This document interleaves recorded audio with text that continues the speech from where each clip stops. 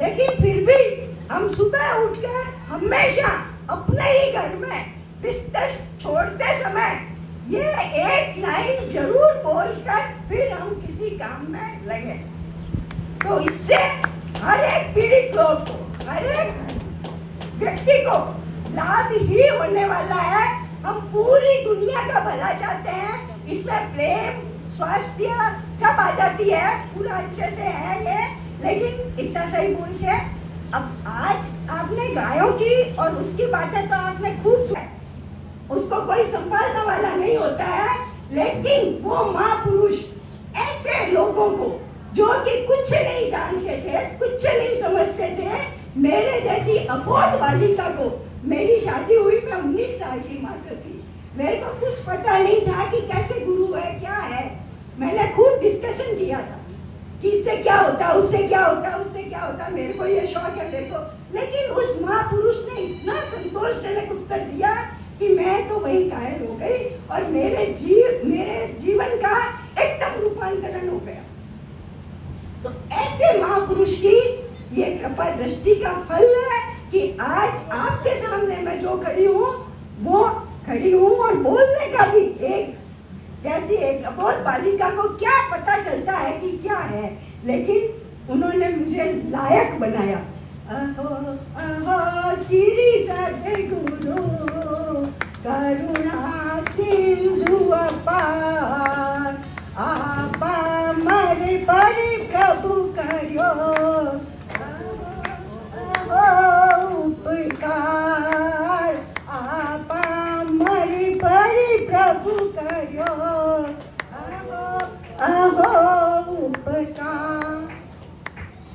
ये तो गुरु की बात हो गई। और भी मैंने तो खूब सोचा था, प्रेम का पाठ, वात्सल्य का पाठ, सहनशीलता का पाठ, समता का पाठ, सारे पाठ मुझे उन्होंने ही सिखाए थे, कोई दूसरे सिखाने वाले नहीं थे। उन्हीं की कृपा दृष्टि से सारी चीजें मुझ में आई थी।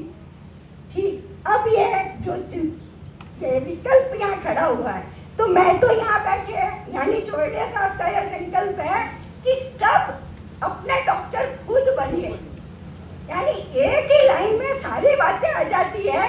आप सबको आश्चर्य होगा कि डॉक्टर को 5-5, 7-7 साल पढ़ाई करनी पड़ती है तब, और फिर उसके बाद प्रैक्टिस करनी पड़ती है, तब कहीं जाकर डॉक्टर बना जाता है। ऐसे ही कोई डॉक्टर चलते फिरते बन जाता है क्या? लेकिन ये देखिए ये खासियत, ये गुरुओं का प्रसाद कि क्या हो जाता है, अपने डॉक्टर खुद बन सकते हैं। तो ऐसा एक भी व्यक्ति नहीं है जो नहीं बन सकता है। आपने बहुत सब सुना ही है कि ये कर लो, वो कर लो, वो कर लो, इससे आप खुद भी स्वस्थ हो सकते हैं और दूसरों को भी स्वस्थ कर सकते हैं। तो मैं विशेषकर यहाँ, हालांकि गांव वाले मुझे ज्यादा नहीं दिखते हैं, अगर गांव वाले भाई बहन इसको यहाँ आजू बाजू के संभाल ले तो शायद बहुत कुछ वो कर सकते हैं। क्योंकि शहर वालों में तो क्या है, बुद्धि ज्यादा होती है ना, तो वो तर्क बहुत करते हैं, लेकिन गांव वाले भाई बहन सहज स्वीकार कर लेते हैं, इसलिए ये बात मैंने कही है।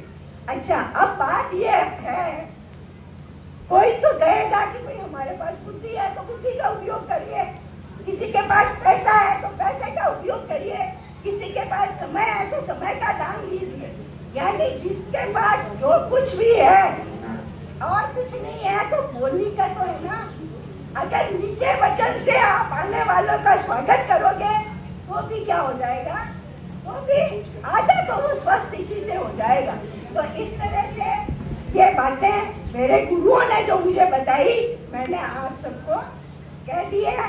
दूसरी एक बात और कहना चाहती हूँ कि आप सब यहाँ बैठे, जरा सा भी अपने परिवार का कोई सदस्य बीमार होता है तो क्या कहते हो, चलो चलो चलो डॉक्टर के चलो, डॉक्टर के चलो। हम भी गए होंगे, हमारे परिवार के लोग भी गए होंगे, बच्चों को भी ले गए होंगे, और जाते ही ऐसे ऐसे डॉक्टर को कैसे दिखाएं, अच्छे से अच्छा बड़ा से बड़ा डॉक्टर को दिखाएंगे, और उसमें शान भी समझते हैं। क्या समझते हैं, अरे आपको पता नहीं मेरा बीपी हो गया, मैं इतने बड़े अस्पताल में इतने बड़े डॉक्टर के पास जाके और दिखा के आया हूँ।